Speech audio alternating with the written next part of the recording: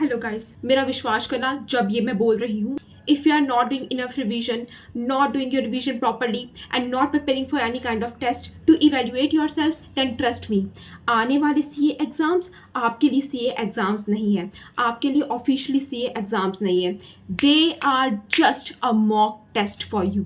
They are just a mock test for you. और आज की वीडियो में मैं आपको बताऊंगी how to revise your entire CA syllabus. This video for my inter students as well as from the foundation students. So you guys have asked me many times and how to revise it and एक test series भी बताओ. So this video is right for you.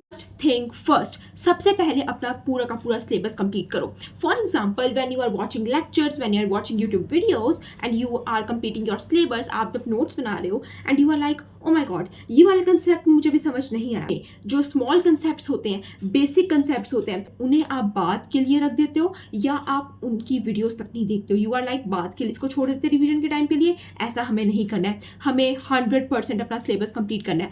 100% syllabus complete करना है. और कोई concept आपको अगर समझ नहीं आ रहा है देन उसकी वीडियो उसी टाइम के लिए देखो या अगले 1-2 दिन के लिए देखो. इसको बात के लिए रिवीजन बैकलॉग में मत छोड़ना, गलती से भी मत छोड़ना. Complete your entire CA syllabus, like 100% of the syllabus, each and every topic. Point number 2, join a test series. Why I am emphasizing on test series right now? लेकिन मैं यहाँ पर सेल्फ स्टडी की भी बात करूंगी कि अगर आप सेल्फ स्टडी कर रहे हैं तब आप कैसे रिवीजन प्लान कर सकते हो. और अगर आप मेरे से मेरा personal opinion low, which one I will choose, then I would definitely likely to choose a test series. And seriously अगर आप मेरी स्टोरी पूछो, मुझे लगता था अपने सिलेबस को कंप्लीट करने के बाद पास्ट ईयर पेपर सॉल्व करने से ही मेरे सीए एग्जाम्स क्लियर हो जाएंगे. लेकिन जब मैंने CA-testseries.org के मॉक्स दिए तो मुझे पता चला कि एग्जाम पैटर्न अभी बहुत बदल गया है. क्वेश्चंस बहुत ट्रिकी और नुएंस्ड हो गए हैं. CA-testseries.org के मॉक्स ने मुझे एग्जाम्स के लिए सचमुच में प्रिपेयर किया. उनके क्वेश्चंस एग्जैक्ट सेम टाइप के थे जो एग्जाम्स में आते हैं, लाइक लिटरली सेम. और सबसे अच्छी बात, उनका इवैल्यूएशन, उनका चेकिंग प्रोसीजर, हर पेपर के बाद डिटेल्ड फीडबैक मिलता है जिसमें बताया जाता है कि कहाँ गलती हुई और उस आप गलती को कैसे सुधार सकते हो. इवैल्यूएशन क्वालिटी एकदम ज़बरदस्त. छोटे छोटे पॉइंट्स तक बताए गए थे. मैंने और भी मॉक्स दिए हैं लेकिन CA-testseries.org का इवैल्यूएशन सबसे ज़्यादा बिंदास था. अगर आप CA एग्जाम्स के लिए बहुत ही सीरियसली प्रिपेयर कर रहे हो देन CA-testseries.org की टेस्ट सीरीज को ज़रूर ट्राई करना. सारी डिटेल्स और लिंक आपको मेरे डिस्क्रिप्शन के अंदर मिल जाएगा. टेस्ट सीरीज को ज्वाइन करने का सबसे बड़ा फायदा यही होता है, they will give you a plan कि आगे आपको किस चीज़ के लिए प्रिपेयर करना है. लाइक पीपल लाइक मी, मुझे डिसीजन लेने में काफ़ी टाइम लगता है. मुझे कल क्या प्रिपेयर करना है, मैं इसी चीज़ में सोचने में आज का पूरा दिन निकाल दूंगी. कल मुझे क्या प्रिपेयर करना है, प्लान्स पे प्लान्स पे प्लान्स पे प्लान्स पे प्लान्स. एट द एंड मैं कुछ नहीं कर पाती. लेकिन एक टेस्ट सीरीज का आपका बैक में होना बहुत ज़रूरी है. The test series you are joining तो मेक श्योर कि वो आपको एक प्रॉपर प्लान बना के दे कि आने वाले टाइम में इस डेट पे ये पर्टिकुलर टेस्ट होने वाला है. So do revise for it.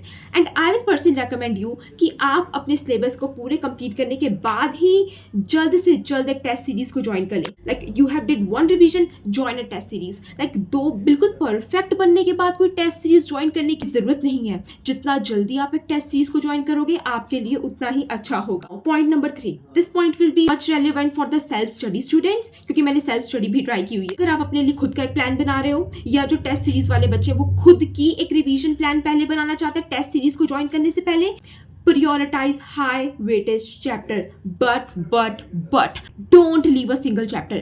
Don't even dare to leave a single chapter. For prioritizing high weight chapters you need to do ABC analysis. लेकिन ABC analysis में make sure अगर आप किसी भी चैनल की देख रहे हैं, if you want I will make it for you, लेकिन अगर आप किसी और चैनल की देख रहे हैं तो make it sure वो each and every chapter को कवर करें. तो make sure जो high weightage है वो हमेशा आपके A पे रहें.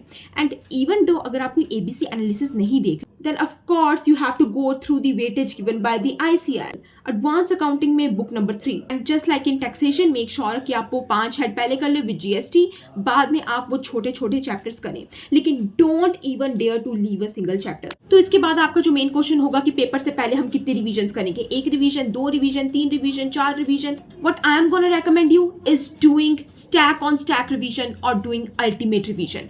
अब इस रिविजन को मैंने पहले भी अपने चैनल के अंदर एम्फोसाइज किया हुआ है कि what is stack on stack revision या अल्टीमेट रिविजन. तो डे 1 पर आप अपने लिए जो प्लान बना रहे हैं उसके accordingly you will do chapter number 1. So on day 2 you will do chapter 1 और चैप्टर 2. क्या हमें जो चैप्टर 1 है उसको दोबारा से पूरा का पूरा लिख के प्रिपेयर करना है? No, just do free hand practice of that chapter. Now on day 3 आपको करना है चैप्टर 1, चैप्टर 2 दोनों के दोनों free hand and doing chapter 3 full. Series will even continue.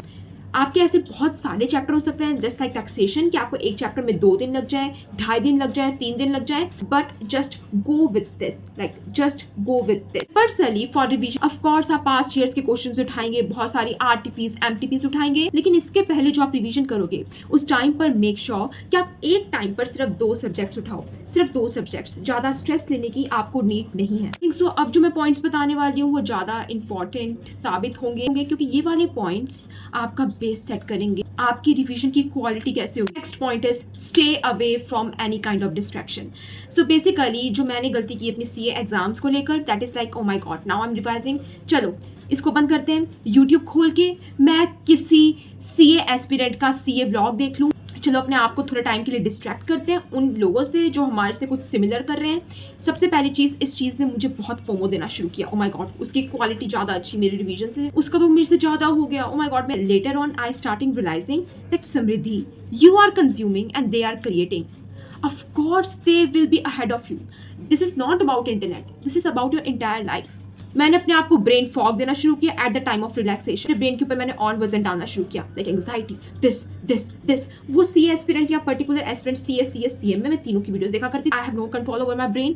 ऐसा सबके साथ नहीं होता, लेकिन पीपल लाइक मी वो इस चीज़ को मानेंगे कि उनके साथ होता है. उसके नीचे नीट एस्पिरेंट क्या कर रहा है, ओ माई गॉड UPSC एस्पिरेंट क्या कर रहा है. मैं हर एक चीज़ को मैंने जानना शुरू किया. Oh my god, it is a new informative video, चलो इसको भी देख लेते हैं एट द टाइम ऑफ, ताकि मैं कुछ सीख लूँ. No no no. अपनी पुरानी CA रिवीजन की इंफॉर्मेशन को बचाने के लिए if you are taking breaks, just do relaxation in the real world.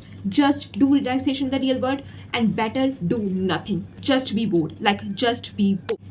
Last but not least, stay consistent. Do it every day. Like do it every day.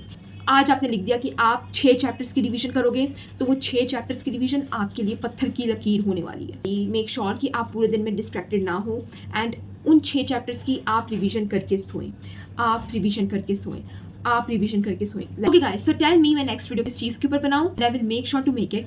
Start right now, do it right now and do it for yourself. Stay hard, stay hustling and stay motivated. Okay bye.